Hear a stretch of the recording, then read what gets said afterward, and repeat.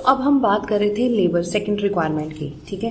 तो second requirement labour पे आपको बताया जैसे कि जिनके पास अपनी लैंड नहीं होती थी या बहुत कम लैंड थी, तो वो बड़े बड़े फार्मर्स के लैंड के ऊपर काम करते थे, वो उनको हायर कर लेते थे। जो ड्यूरेशन होती थी काम की वो फिक्स नहीं होती थी, और जो उनको वेजेस मिलती थी वो भी कभी कैश में या फिर कभी काइंड मीन्स कभी कुछ उनको कोई भी क्रॉप थोड़ी सी दे देते थे उनके काम के बदले में, ठीक है। अब यहाँ पे एक एग्जांपल दी गई है दला की, जो एक लैंडलेस फार्म लेबरर है, ठीक है। डेली वेजेस मिलती हैं पालमपुर में। इट मीन्स कि वो डेली वेजेस का मतलब है कि उसको डेली काम ढूंढना पड़ता है, उसके पास प्रॉपर परमानेंट वर्क नहीं है। और मिनिमम वेजेस फार्म लेबरर की गवर्नमेंट ने सेट की थी according to 2011 115 rupees per day. But Dala को कितने मिलते थे? Only 18 rupees. बहुत कम पैसे उसको मिलते थे अपने काम के बदले में। So there is heavy competition for work among the farm labourers.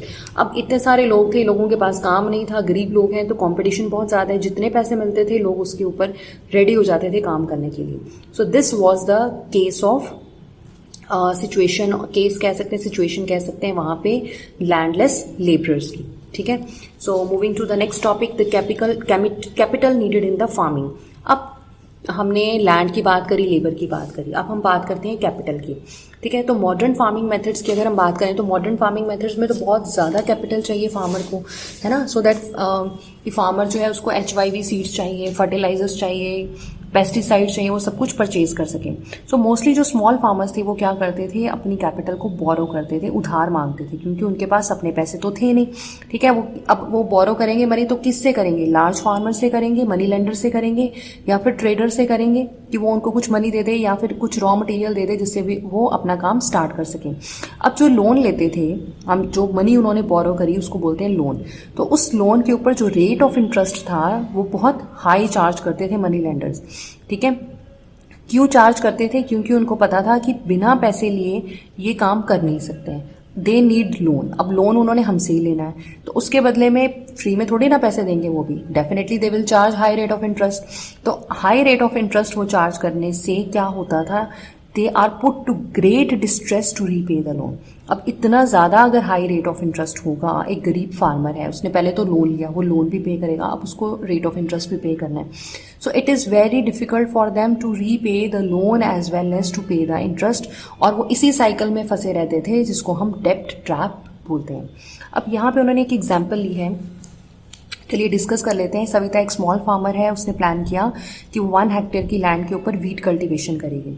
Seeds के अलावा फर्टिलाइजर्स, पेस्टिसाइड्स भी उसको चाहिए थे, तो उसको क्या था, कैश चाहिए था to buy water and repair her farm instruments. तो फार्मिंग के लिए जो टूल्स चाहिए उसको भी उसको रिपेयर करना था।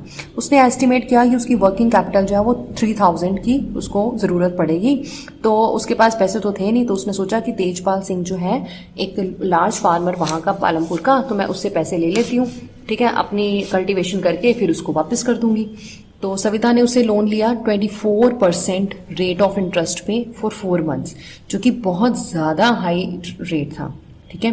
तो सविता ने प्रॉमिस किया कि वो उसके खेतों पे काम करेगी as a farm labourer during the harvest season. जब क्रॉप्स की कटिंग करनी होगी तो उसकी हेल्प करेगी और उसको एक दिन के 35 रुपीज़ मिलेंगे। अब ये वेजेस भी बहुत कम थी, कहाँ गवर्नमेंट ने सेट की थी 115 रुपये, वो उसको दे रहे हैं सिर्फ 35 रुपये। सो सविता जानती थी कि उसको बहुत ज़्यादा काम करना पड़ेगा हार्वेस्टिंग पीरियड में, क्योंकि उसको अपने खेतों में भी काम करना है और उसको तेजपाल सिंह के खेत में भी काम करना है। तो हार्वेस्ट टाइम जो है वो बहुत बिजी टाइम होता है। वो 3 चिल्ड्रन की मदर भी थी, उसके 3 बच्चे भी थे, तो उसकी घर की रिस्पॉन्सिबिलिटीज़ भी बहुत ज़्यादा थी। तो अब सविता जो थी वो बहुत डिफ़िकल्ट सिचुएशन में थी, बट उसने फिर भी ये सिचुएशन मानी, because she knows getting a loan is difficult for a small farmer. तो उसको मालूम था कि लोन लेना जो है एक फार्मर के लिए बहुत मुश्किल है, तो एक स्पेशली एक छोटे फार्मर के लिए, गरीब के लिए। तो अगर उसको लोन मिल रहा है, वो देने के लिए तैयार है, तो वो मान गई कि चलो मैं भी बहुत ज़्यादा हार्ड वर्क कर लूँगी।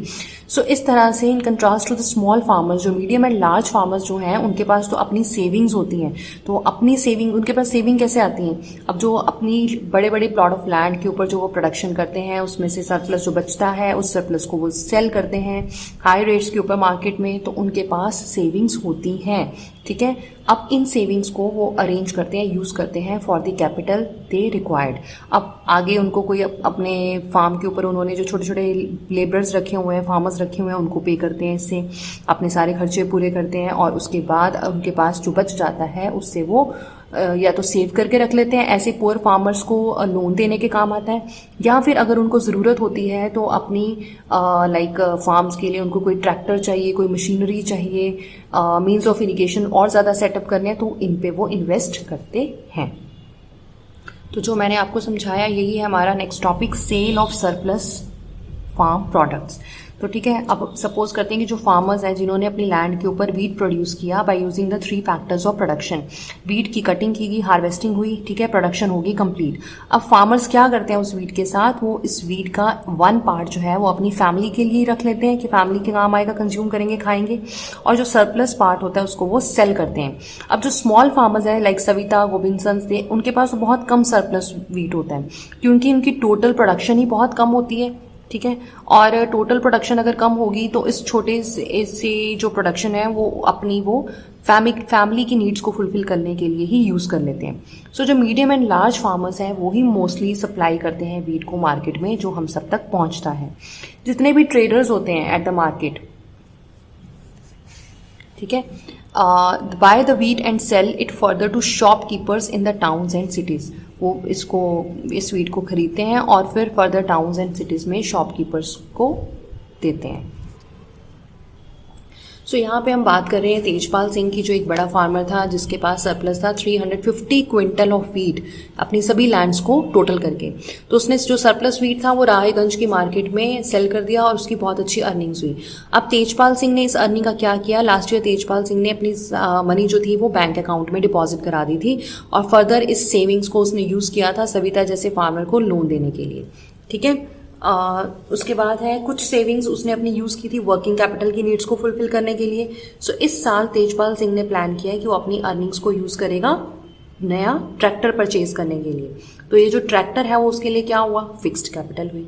तो जो तेजपाल सिंह है उसके जैसे और बड़े बड़े जो फार्मर्स हैं या मीडियम फार्मर्स हैं वो क्या करते थे, इसी तरह से अपनी सरप्लस को सेल करते थे और पार्ट ऑफ अर्निंग्स वो सेव कर लेते थे और कुछ पार्ट जो है वो न्यू कैपिटल परचेज करने के लिए यूज़ करते थे।